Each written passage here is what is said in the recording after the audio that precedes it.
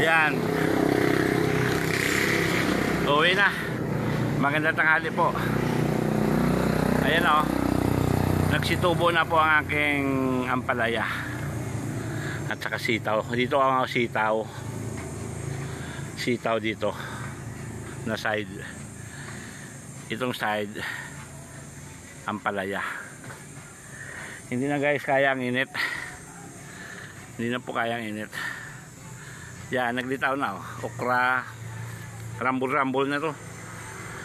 Bawat puno ng ampalaya at sitaw sa ilalim may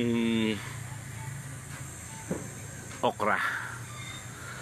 Kasi ang ampalaya naman at sitaw akyat yan sa palapala o yaka balag ba yan o balag. Sa ilalim okra. Hindi naman gumagapang yan. Tapos itong mga perimeter papaya, patakasilong dito, papayang dwarfs. Okay, 10 por sobra init, hindi kaya na. Pahingaan ako dun sa kubo ko.